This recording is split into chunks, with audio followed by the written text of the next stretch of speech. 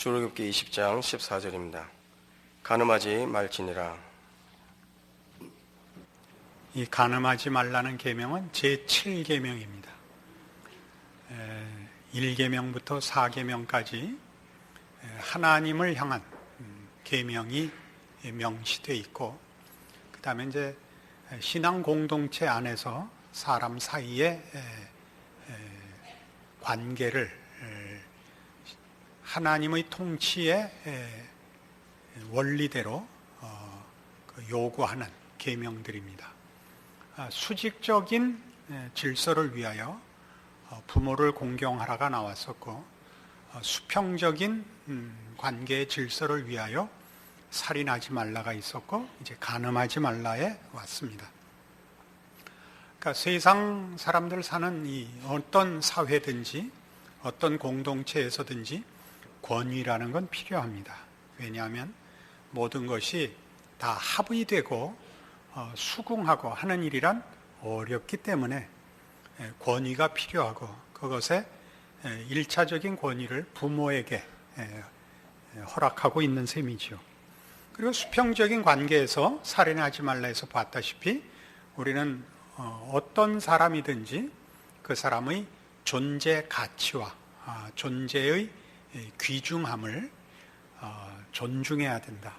우리가 남의 생명과 존재 가치를 부정하거나 해하거나 경멸해서는 안 된다 하는 것이 살인하지 말라였다면, 이 간음하지 말라가 등장하는 것은 이 사람이 사는 어떤 사회건 공동체건 어쨌든 성별이 있기 때문입니다. 남자가 절반이고 여자가 절반이죠.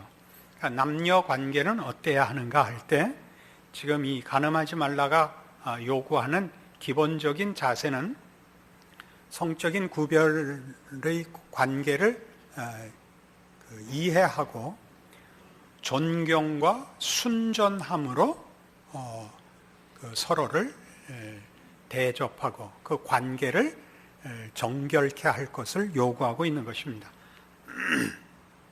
그러니까 간음한다는 것은 그런 정상적이고 하나님의 통치에 준하는 거룩한 관계를 깨는 것을 말하지요.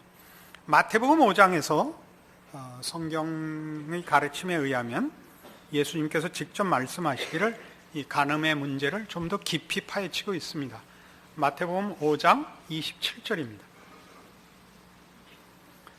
또 간음치 말라 하였다는 것을 너희가 들었으나 나는 너희에게 이르노니 여자를 보고 음욕을 품는 자마다 마음에 이미 간음하였느니라 라고 해서 이 계명을 훨씬 깊이 다루고 있는 것을 보게 됩니다.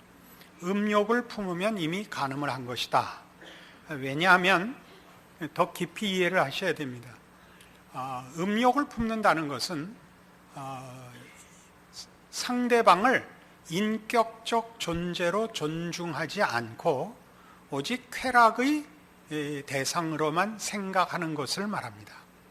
그러니까 이 문제는 이제 더 다루어 나가면서 분명해지겠지만 그 범위가 굉장히 넓습니다. 우리는 이미 살인하지 말라 해서 누구를 미워하거나 누구에 대해서 분노 혹은 경멸하는 것이 살인에 해당하는 범죄인 것을 보았습니다.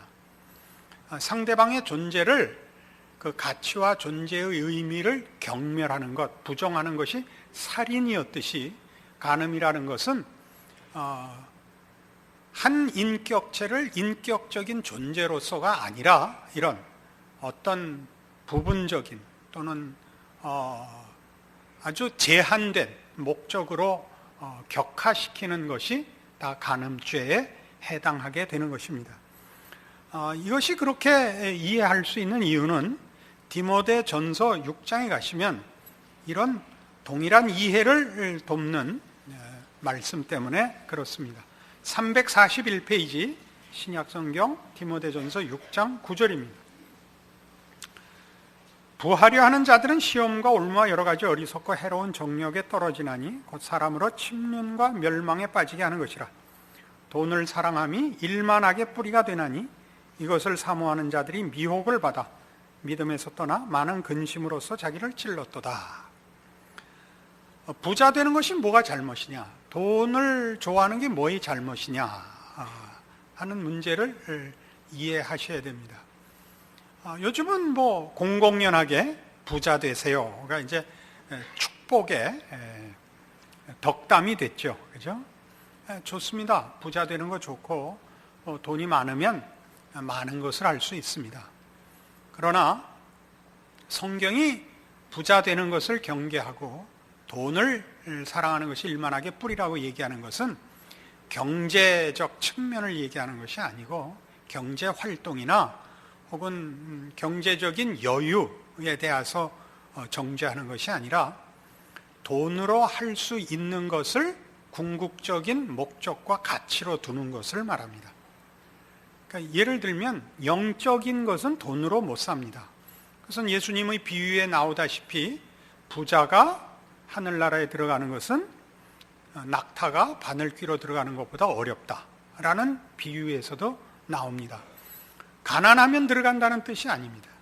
부자면 무조건 들어간다가 아니라 여기서 말하는 부자, 여기서 말하는 돈을 사랑함은 세상을 사랑하는 것이죠. 세상적 가치를 궁극적인 목적으로 두어서는 안 된다.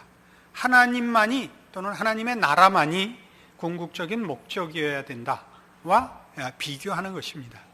그러니까 같은 맥락에서 간음이라는 것은 하나님이 만든 생명체를 하나님이 주신 가치와 하나님의 뜻에 부합되지 않게 목적하고 탐내는 모든 것이 간음에 해당하게 되는 것입니다.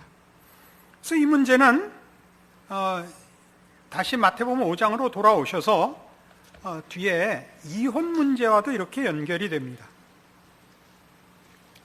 마태복음 5장 31절 또 일렀으되 누구든지 아내를 버리거든 이혼 증서를 줄 것이라 하였으나 나는 너희에게 이르노니 누구든지 음행한 연고 없이 아내를 버리면 이는 저로 간음하게 하며 또 누구든지 버린 여자에게 장가드는 자도 간음함이니라 해서 간음을 하면 이혼 사유가 되지만 그렇지 않고는 이혼할 수 없고 이혼하지 않은 상태로 또 이혼의 사유가 없음에도 불구하고 다른 사람을 탐을 내면 그건 다 간음이 된다 이렇게 가르치고 있습니다. 그럼 이게 무슨 얘기가 되느냐? 우리가 부부로 살면서 아내를 놔둔 채로 다른 여자에게 흑심을 먹으면 그것이 간음이다. 그런 가르침이죠. 그런데 아내가 이혼당할 사유가 없이 그래서 이혼하지 않고 살면서 딴 여자에게 욕심을 가지거나 아내가 남편이 간음을 행하지 않았는데 그래서 이혼하지 않은 상태에서 딴 남자를 욕심을 내면 둘 다 간음에 해당합니다. 근데 여기서 중요한 것은 실제로 간음을 행하지 않았어도 앞에서 얘기한 것 같이 음욕을 품으면 간음한 것과 같은데 음욕을 품는다는 것이 이미 어떤 성적 상대방을 쾌락의 목적으로만 생각하고 인격적 가치로서 인정하지 않는 것으로서 간음에 해당한다. 이렇게 지금 우리가 풀어오고 있는 중입니다. 그런 차원에서 남편과 아내가 서로에 대해서 내가 딴짓은 하지 않고 있지만 남편과 아내에 대해서 이런 식의 불만을 가질 수 있습니다. 간음에 해당하는 불만. 왜 내 남편은 멋있지 않은가? 무능한가? 이렇게 사람이 눈치가 없는가? 이거 다 간음에 해당합니다. 이게 무슨 말도 안 되는 그런 생각이 드시죠? 여러분이 남편을 하나님을 대신해서 남편을 욕심내시면 그게 간음입니다. 여러분의 남편은 아내의 모든 필요에 답해 줄 수 있는 신이 아닙니다. 그러니까 아내들이 방황하는 이유가 뭐냐 하면 남편이 못마땅해서 방황하는 거죠, 심적으로. 그러니까 그토록 김수현 씨 드라마에 공감을 하는 이유가 뭡니까? 그 김수현 씨가 개인적으로 그런 가슴 아픈 과거를 갖고 있다는 것을 우리가 미루어 짐작할 수 있습니다. 그분이 히트시킨 작품이 한두 개가 아닙니다만은 그 모든 공통점은 다 남자들은 다 악당이다 하는 공통점을 가지고 있습니다. 근데 남자들이 바람을 피우는 혹은 무슨 술집에 가는 그런 이유가 뭐냐? 아내가 남편에 대해서 만족하지 못한다는 걸 알고 있기 때문입니다. 집에 가서 쉴 수가 없기 때문에 돈 주고 쉼을 얻는 것입니다. 이거 핑계대고 또 써먹지는 마십시오. 우리가 훨씬 이 문제를 깊이 다뤄야 하는데 이 문제가 얼마나 깊이 신앙의 문제인가 하는 것을 오늘 확인을 할 필요가 있습니다. 사창가 문을 두드리는 남자는 사실상 하나님의 방문을 두드리는 것과 같다. 그런 말이 있습니다. 아니, 이런 말도 안 되는 말씀이 있으십니까? 누가 한 말이냐면 G.K. 체스터톤이라는 캐톨릭 신학자가 한 말입니다. 아주 보수적이고 경건한 신부입니다. 그러니까 무슨 얘기냐 하면 남자들이 사창가를 찾는 것은 젊은 육체의 욕구를 어떻게 해결할 방법이 없어서 찾아가는 경우가 제일 흔할 것입니다. 그러나 사창가 같은 데 가는 것이 좋은 일이 아니고 못할 짓이라는 건 누구나 압니다. 그것이 이렇게 번듯한 네거리에 있는 적이 없는 것만 봐도 압니다. 어디나 다 꼬불꼬불 들어가서 그건 어떻게 아십니까? 목사는 모르는 게 없습니다. 누구나 그 다 부끄러워 감춰서 합니다. 그러니까 그 속에는 뭐가 있냐 하면 이렇게밖에는 해결할 수 없단 말인가라는 절망감을 안고 간다는 것이죠. 그것이 젊은 육체의 정력을 다스릴 방법이 없어서 배출구를 찾는 행위로도 나오지만 나이가 들어 무슨 성적인 이유 때문이 아니라 순전히 위로와 확인을 받기 위해서 가는 것입니다. 꼭 사창가일 필요가 없는 것이죠. 그것이 다방일 수도 있고 술집일 수도 있고 음식점일 수도 있습니다. 돈만 주면 편을 드니까. 근데 이놈의 마누라는 월급이 자동이체 되는데도 늘 인상 쓰고 쳐다보니까 그리 도망갈 수밖에 없다니까요. 이해를 하시겠습니까? 간음을 하게 만든 것입니다. 아내와 이혼하지 않은 채로 남편이 다른 여자와 자면 그게 간음입니다. 그런데 잘못하지 않은 아내를 내어버리는 것, 그러면 그를 간음하게 하는 것이랍니다. 잘못하지 않은 남편을 마음에서 내어버리면 마누라가 남편을 간음하게 하는 것입니다. 그러면 아내들이 할 말이 많죠. 오죽하면 그랬겠습니까? 거기에 바로 이 문제가 나온다니까요. 남편은 여러분의 필요를 채우기 위하여 온 사람이 아닙니다. 무능하고 불쌍한 죄인입니다. 신이 아닙니다. 그거는 뒤집어서도 똑같습니다. 아내는 천사가 아닙니다.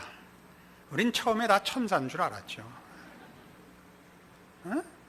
눈 밑에 잔주름이 늘어가더니 무서운 호랑이로 변해버렸네. 가스펠송에도 나오는 가사 아닙니까? 왜 그렇게 됩니까? 삶의 현장에서, 즉 죄가 최고의 힘을 발휘하는 세상에서 살면서 우리는 모두 죄를 이길 힘이 없습니다. 이 세상의 공격을 우리가 부부가 힘을 합쳐서도 이길 수가 없습니다. 그때 우리는 모든 책임을 상대방에게 뒤집어 씌우는 겁니다. 너 때문이야죠. 남편 때문도 아니고 아내 때문도 아닙니다. 우리는 이 문제에서 둘이 합심하여 하나님 앞에 은혜를 구해야 한다는 사실을 합의해야 합니다. 이게 신앙입니다. 우리는 공공연하게 40대 후반부터 왼수라는 말을 쓰기 시작을 하고 공공연하게 흉을 보기 시작을 합니다. 그거는 무례한 것일 뿐만 아니라 불신앙입니다. 부부가 왜 만났는지, 만나서 뭘 해야 하는지, 무엇을 이해하고 서로 할 수 있는 것이 무엇이고 할 수 없는 것이 무엇인지를 놓치고 있는 것입니다. 에베소서 5장에 가시죠.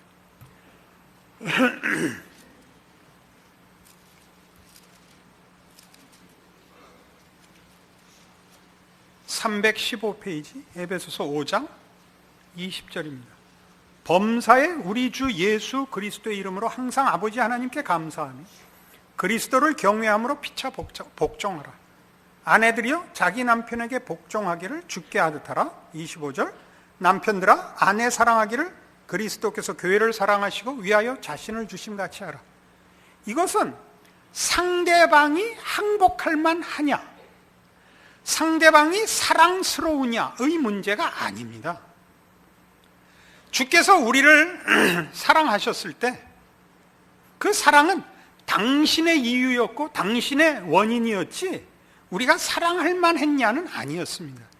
우리가 아직 죄인 되었을 때 그리스도께서 우리를 위하여 죽으심으로 하나님 아버지의 사랑을 확증하십니다.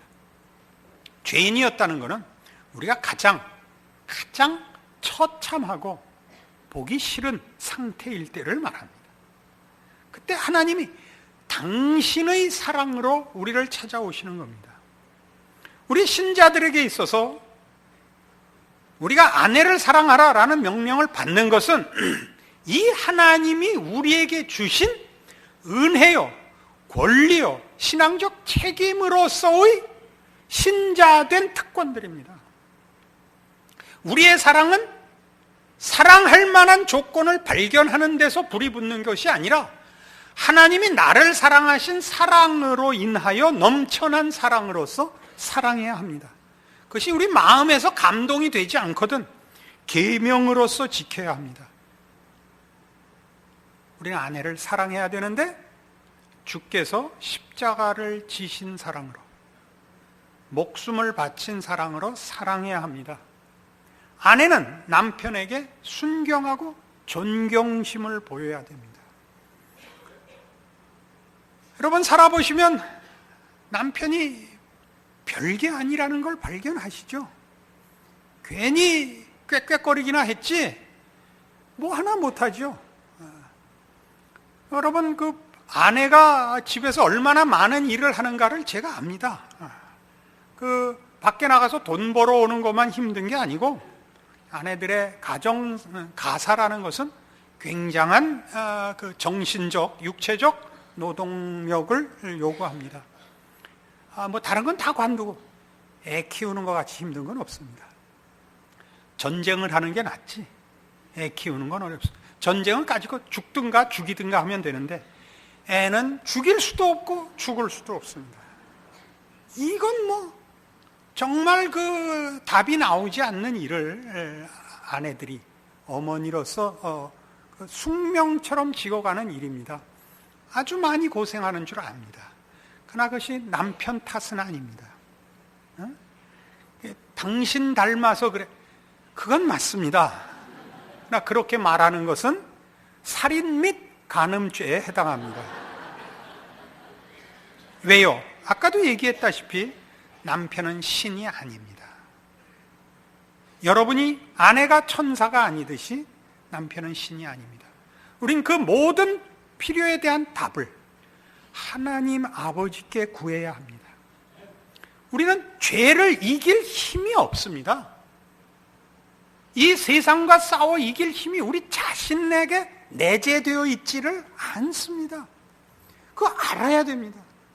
우리의 모든 답은, 능력은 그리스도 예수 안에 있는 하나님의 사랑과 은혜에만 있습니다.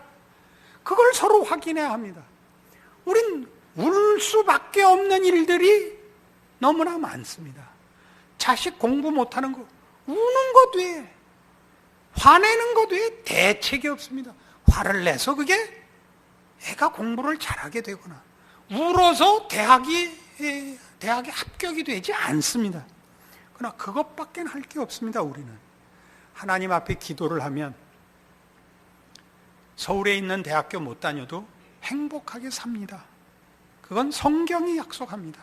들어가도 복을 받고 나와도 복을 받고 합격해도 복을 받고 떨어져도 복을 받습니다. 그러나 하나님을 모르며 하나님을 의지하지 않는 자들에게는 합격해도 저주를 받고 떨어져도 저주를 받습니다. 이걸 우리가 아는 자로서 이 신앙을 가지고 사셔야 됩니다. 성경이 얘기하는 모든 계명들은 우리 보고 지키라는 게 아닙니다. 왜요? 우리는 이걸 지킬 능력이 없습니다. 계명들로 인하여 성경이 우리에게 밝히는 게 뭐죠? 갈라디아서 3장에 이렇게 나옵니다.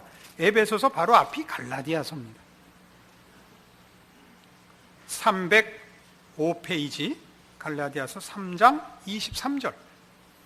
믿음이 오기 전에 우리가 율법 아래 매인바되고 계시될 믿음의 때까지 갇혔느니라. 이같이 율법이 우리를 그리스도에게로 인도하는 몽학 선생이 되어 우리로 하여금 믿음으로 말미암아 의롭다함을 얻게 하려 함이니라. 믿음이 온 후로는 우리가 몽학 선생 아래 있지 아니하도다.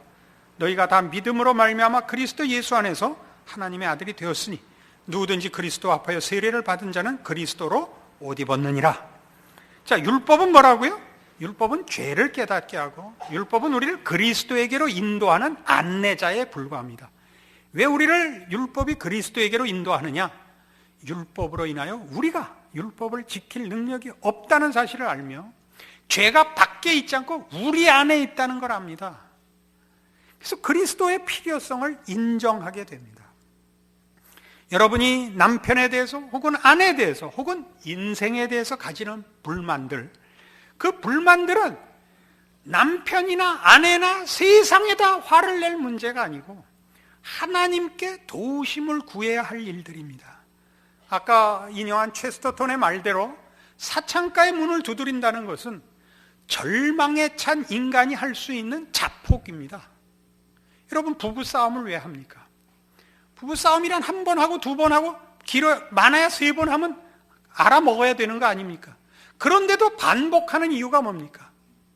답이 없는 이 절망의 인생과 자신의 존재의 무력함에 대한 신 앞에서의 투정이지요. 상대방을 향해서 화를 내는 게 아니지요, 사실은.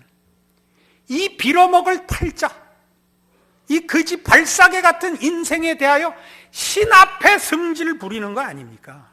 하나님, 그 많고 많은 사람 중에 하필 이따우를 줬습니까? 이거죠.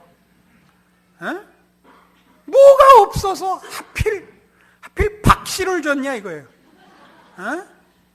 또 흥분의 집에 간 게 좋았어요, 그나마. 놀분의 집에 간 게 나빴지. 당신이 놀부니까 이 박에서 그런 게 나왔지. 제 답은 그겁니다만은 우리 모두가 이 화를 내고 있는 겁니다. 어거스틴이 이런 답을 했어요. 이런 형편에 대해서. 하나님 안에서 쉼을 얻을 때까지 우리 마음은 안식을 누릴 수 없습니다. 이걸 남편 보고 해달라 그러니까 싸움이 그치지 않죠. 그러니까 평생 입에 달고 다니죠. 저 왼수, 저 바보. 이것까지 남편한테 다 화를 내더라고요. 네가 나온 대학을 왜 내 아들이 못 가는 거야?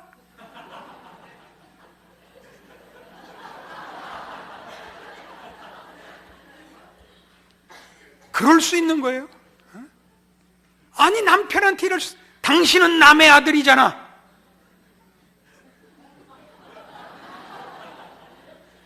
왜 남의 아들이 내 아들보다 낫단 말이야? 내 아들이 더 나아야지. 여러분들이 남편에게 못할 짓을 하고 있다는 걸 아시겠습니까? 아내를 잡자는 거 아닙니다. 이렇게 귀한 교훈이 있죠. 우리가 하나님에게만 있는 것을 어디다 요구하고 있다고요? 남편과 세상에게 요구하고 있다고요. 그건 남편도 마찬가지입니다. 아내에 대해서 가지는 불만들, 이럴 수가 있나? 온몸과 마음을 바쳐 헌신했거늘 종은 세경이라도 받지. 이건 갖다 바치고 종 노릇을 하는데도 허구한 날 욕밖에 먹는 게 없고, 이 바보야, 멍청아, 이거 외에는 돌아오는 답이 없고, 병신, 바보, 왼수. 그러면 어찌 그가 좌절하지 않겠습니까? 여러분이 어디에다가 지금 화를 내는지 아시겠죠? 하나님 앞에 화를 내고 있는 겁니다. 하나님의 일하심을 놓치고 있는 거죠. 우리 모두로 겸손히 주 예수 안에 있는 하나님의 은혜를 찾도록 하나님이 부르고 계시다는 걸 놓치고 서로에게 책임을 전가하고 화를 내고 결국은 하나님께까지 불경한 분노를 터뜨리고 있다는 사실을 확인하십시오. 그래서 여러분 인생의 어려움을, 여러분 그걸 어려움으로 보지 마시고 세상이 목적을 둘, 욕심을 낼 대상이 아니라는 것을 기억하시고 오직 하나님께만 여러분의 소원과 필요와 답과 그리고 기도를 의탁할 수 있는 분으로서 섬기는 참다운 신자의 자리로 돌아오는 신앙에 눈을 뜬다면 여러분이 그 불만과 고통으로 느꼈던 현실의 인생들이 다 하나님의 부르심과 그 안에서의 누리는 평안들로 가득 찬 답이 눈앞에 있는데 놓치고 살고 있었다는 것을 발견할 것이요, 부부와 가정의 귀함을 주 예수 안에서 회복할 것이며 여러분 인생의 곤고함이 손해가 아니라는 걸 아시게 될 겁니다.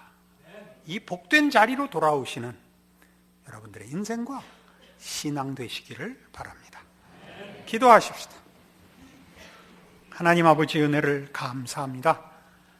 우리 인생의 고달픔은 죄 때문입니다. 우리 죄인들이 무슨 능력으로, 무슨 힘으로 거기 행복과 평안을 만들 수 있겠습니까? 오직 우리의 필요는 다 하나님께만 있어서 저 시편 기자들이 즐겨 노래한 것 같이 여호와는 나의 힘이시요 구원이시요 방패시요 상급이시요 찬송이시요 피난처시요 산성이시요 우리의 자랑이시요 우리의 승리시요 우리의 하나님이십니다.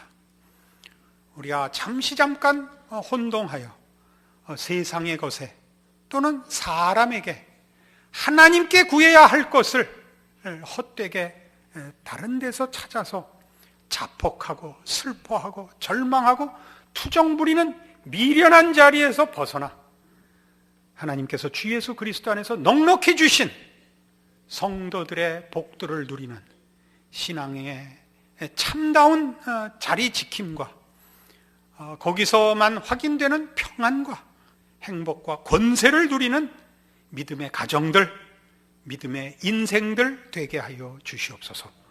예수님 이름으로 기도합니다. 아멘.